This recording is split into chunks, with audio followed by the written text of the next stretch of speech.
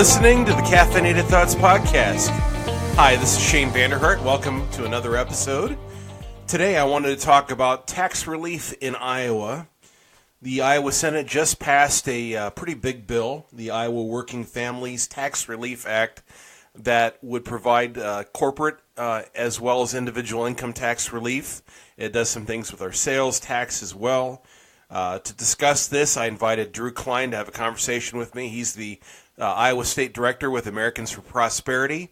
But before I get to that conversation, first a word from our sponsors. At American Principles Project, we believe that human dignity should be at the heart of public policy.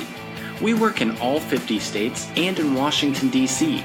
to promote life, religious freedom, local control over education, authentic economic progress for working Americans, and a return to constitutional principles such as federalism.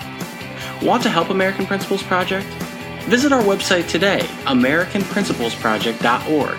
That's American Principles, PLES, project.org. Sign up for email updates. Help us out.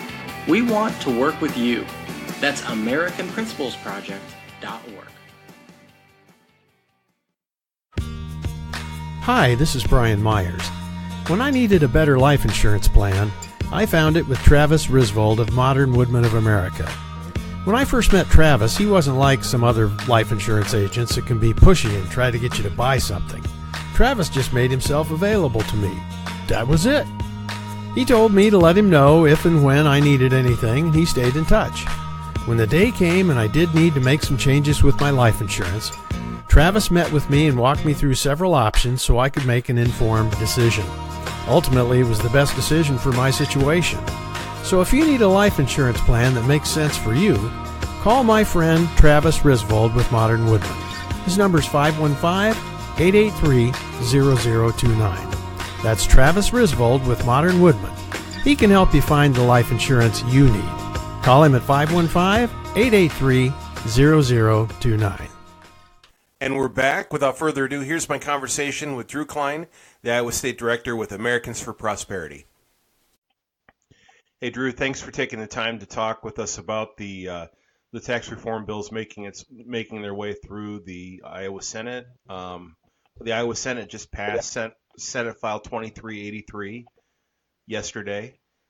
Could you tell us in a nutshell what this does and also, you know, what significant amendments were made to the original bill, which was Senate Study Bill 3197? Sure. So it's a big bill. There's a lot of complexities within there, and so I'll kind of try to tick through some of those.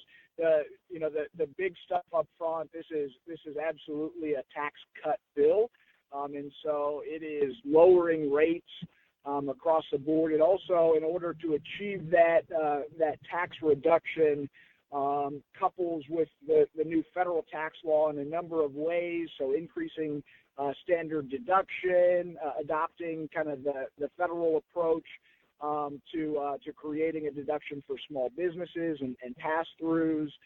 It simplifies those and lowers those rates on both the individual and the corporate side of the Iowa tax code. And on the simplification side of things as well, there are a number of things that occur, including reducing the number of tax brackets, eliminating the alternative minimum tax, which is a big burden and creates new complexity, and then maybe one of the things that we've heard a lot about in Iowa, but is the federal deductibility piece and starting to phase that out. And specifically on federal deductibility, that's a piece that many Iowans will remember. Republicans fought tooth and nail, in the not so distant past to save federal deductibility. And as we look at what's going on with federal deductibility now, it's important that we recognize that if you're going to get rid of federal deductibility, which absolutely shields Iowans from an increased tax liability, at times you've got to make sure that you're lowering rates right. at an appropriate level to protect them. It also, the Senate package does a number of other things that I think are really important. On the corporate side, not only are we reducing rates, but we're actually getting rid of a lot of these tax credits and the things that we hear about is not only creating complexity and some uncertainty when it comes to budgeting, but also this is just the mechanism that we hear about all of the time that we hate, the picking winners and losers, the corporate welfare stuff. Let's start to rein that down, eliminate our reliance on those types of mechanisms, and instead create a tax environment that treats everybody fair and puts us on a better path to growth. Some of the other things that have been controversial within that is eliminating kind of the exemption from taxing credit unions in the state of Iowa. Mm-hmm. That's being viewed as a fairness thing between credit unions and banks. Right. Certainly not something that my organization has weighed in specifically on, but certainly some vibrant commentary and arguments on both sides of that issue. And then there's also some e-fairness stuff. So looking for ways to quite directly to tax some digital transactions, some online sales, which again traditionally my organization is opposed to that. When you put it in context of the massive tax cuts that are occurring in other places, it makes sense. You got to be able to pay for those tax cuts somehow. Right. Certainly, a lot of that payment is going to come through reducing the budget in other areas, but that's certainly some of the arguments. And then finally, just as an overview of the package, and one of the things that I think is most impressive about this is that after the several years of scaled tax cuts, there's a long-term trigger in place in the Senate bill that says that we're going to continue cutting taxes on the personal side every year starting in 2023 based on the rate of inflation. So if you've got inflation at 2% for the year, then everybody gets a 2% reduction in their tax rate as well. And so you really put yourself on a long-term trajectory to continue driving tax rates lower and lower and lower. And hopefully someday we'll see an Iowa that doesn't have a personal income tax. Right. So that would be awesome. Just a couple thoughts as you were talking here. One, when the Senate, Iowa Senate, when they introduced their bill, I was actually surprised that it included corporate income tax reform. Not because we don't need it, we do, but because Governor Reynolds made it kind of plain in her, in the condition of state that that's not one of her priorities this year. As far as there was a feeling, at least she conveyed that we weren't able to afford it. Also, sure.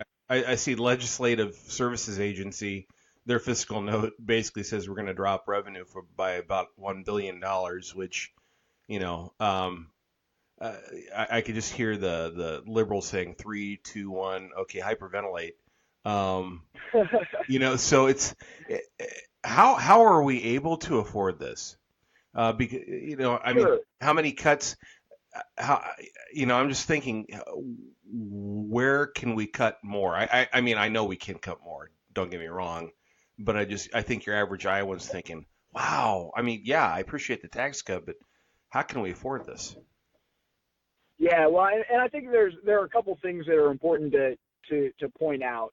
There are some pay for type things within the bill. So the sales tax stuff, some of what they're calling e-fairness is in the bill. Eliminating and drawing back on tax credits is going to save the state, either save the state some money if we're talking about refundability, or generate some greater revenue from those sources as well. So there's some of that stuff, but I think the other two really important things to recognize is that conservatives believe that supply-side economics works, and that when you reduce the tax rate either on individuals or on businesses, that you actually see growth, and growth leads to greater revenue as a result. So that's important, and I don't think conservatives should shy away from that. When you listen to Senator Feenstra, he's saying that they also have are working on a budget that matches this and that doesn't rely purely on economic growth to be able to cover all of this. And economic growth is going to be a lagging result of tax reform. We're not going to see massive economic growth in year one of the cuts. Right. So we do have to be cognizant of that. The other thing that Iowans need to understand is that our budget at the state level has doubled in the last 12 to 15 years. And so there is absolutely plenty of fat that we can trim. Some of it is but just K-12 being funding. smarter about the way. K-12 education funding, Drew. You want to take away from children? Yes, absolutely. No, that accounts for some massive growth in state government, right. But it's certainly not all of it. And there are a lot of places that we should continue to look. I give an example, and this is really not even a cut. This is just modernization within state government. Is a key place for us to start looking. If you go look at big corporate structures and how they're operating, you look at big corporations with subsidiaries and different things, they're setting up these centers for shared services so that all of their purchasing is being done by a single entity, and their payroll and their HR and on and on and on. They're centralizing these services because economics works. If you rely on economies of scale and centralized purchasing and some of those different things, you can start to really rein that in. Not to mention the fact that we have not really had a reorganization and modernization of state government since the introduction of the smartphone. And so there are a lot of places that we should probably be using technology to replace expensive overhead as it relates to state government. We have one of the highest ratios in the Midwest, if not the highest ratios in the Midwest, of state employees to citizens, and we've got to find smart ways to draw that down to be more efficient in our budget in those ways. And that's not even to mention all of the other, just wasteful, duplicative things that we're doing in state government. There are plenty of areas for us to find those dollars to afford a tax cut, which is interesting because when we talk about affording a tax cut, we're almost buying into the premise that this is really the government's money, and we have to find a way to loosen it up. But it's our money. We need to have government live within their means and figure out how to prioritize things in an effective way to put more of our money back in our own pockets. Well, just one area of that's been highlighted, like yesterday. I believe the Iowa Supreme Court did a presentation, or Chief Justice Katie did a presentation on the cuts within the judicial branch. And this is something my family and I have talked about. My wife's actually an outgoing judicial specialist in the 5th Judicial District, so she's been hearing about the budget cuts in the judicial branch for quite a while. On the surface, when you look at it, I mean, one thing that really bothered me was this attitude that we're never going to touch education funding, because I look at the judicial branch and they were disproportionately they were being cut quite a bit, but that's not to say they can't, because I know some people were bemoaning the the potential closing of 30, or at least not the counties closing down these courthouses, but stop having court in about 30 courthouses across the state. And the thought that occurred to me is, why do we need to have 99 courthouses operational? I mean, obviously, and Shane, those are great questions to ask, because if we look at the history of it, there are actually really plain answers. The reason we had 99 counties with 99 courthouses was so that in the day that was instituted, that anybody in the state of Iowa would have access to a courtroom within one day's horse ride. Right. And we can get a little bit further, a little bit faster today. I'd like to think so. You can consolidate a lot. Even if you take public transportation, you could still do that. You could Uber, you could bum a ride. I mean, I don't know what the exact percentages are, but most Iowans drive a car themselves, or if not, have a friend that would help them out. And then, on top of that, we have lots of public Right. transportation to deal with that, even in some of the rural parts of the state of Iowa. Right. Obviously those courthouses will still be operational for the most part because county offices office out of there typically in the smaller rural counties too. But yeah, to think that we have to have court in every single county in the state is it's crazy. I'm sorry, county attorneys can travel if they need to. So I'm sure that hopefully they will do it in a way that makes sense and fair for everybody. So you don't have one particular region in the state that's having to travel further than others. But still, I mean, things like that. And you're right, modernization. Going back to the actual tax cut or the bill, I'm looking at some of the top rates. So for instance, top rate in the personal income tax is going to be reduced initially from 8.98% to 6.60%, eventually down to 6.30%. Then looking at the corporate income tax, the top rate drops from 12% to 7%, which that's huge. Where does that position Iowa with our neighbors and even nationally? Yeah, I have not compared, done a lot of comparison. I believe that the numbers that I've heard is that it moves us from, I think right now we're ranked about top 4 or worst 4 in individual taxes, and this would bring us to somewhere in the mid-teens. And I think it does something similar in the business. On the business side, those corporate tax cuts, which the corporate tax cut doesn't actually bring top marginal rate down quite that low until 2022. Oh, okay. The initial cut just takes us from 12 to 10%, and that really just, quite frankly, accounts for the loss of federal deductibility. It's not till 21, 22, those fiscal years, those budget years, that we start to see those rates come down even further. And so, certainly is going to make us a lot more competitive. It's going to mean that we have a better tax environment than Illinois, which I think a lot of Iowans, miss that fact that Illinois Right. is actually a more tax-friendly state, at least in income taxes, than Iowa is right now. Which is crazy. It's going to...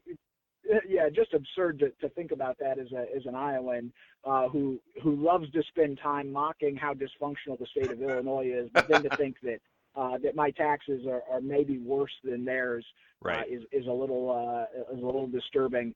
So I mean, it's certainly going to have a dramatic improvement, but I think we should also recognize that we're not operating in a static environment. There are a lot of states right now that are looking at cutting taxes and reforming their tax codes, either for the same reasons that Iowa is, or in response to the federal tax cuts. Missouri to the south is their legislature is considering a number of tax changes as well.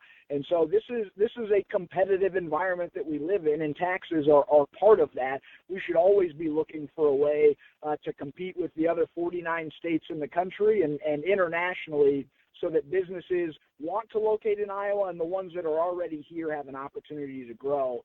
So this has got to be more than just we're going to make a one-time change. We've got to continue to look at how we become more competitive across the board in a number of areas, regulatory areas. The budget matters, the stability of the budget, and then certainly tax environment, what just the cost of doing business in our state looks like.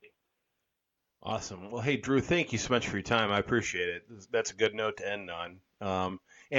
Before I let you go, prospects in the House, what does it look like? Do they have their own companion bill, or are they going to take up the Senate file?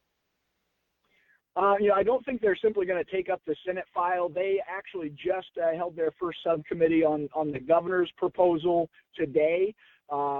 Thursday, and so they're going to start working from that framework. I think everybody is fairly clear-eyed inside the Capitol that eventually this is going to be worked out in a conference committee. There are some really substantial differences between the Senate and governor's plan, and then there are also some similarities. So eventually they're all going to sit down and hopefully sing Kumbaya and come up with a great package that works for everybody. But we always want your listeners to know that it's important they weigh in on this as well. And so we would certainly love folks to just check out iataxreform.com, send their legislator a quick note, make sure that we're talking about good tax policy between both the House and the Senate, that eventually we get a good law that's done this year. But the Senate is a little bit ahead in that race right now, but eventually things will even back out and they'll all have to come to an agreement. Right. So what's the House file number, or is it study bill? Right now it's House Study Bill 671. Okay. All right. And are they including corporate income tax reform since they're basing it off the governor's priorities?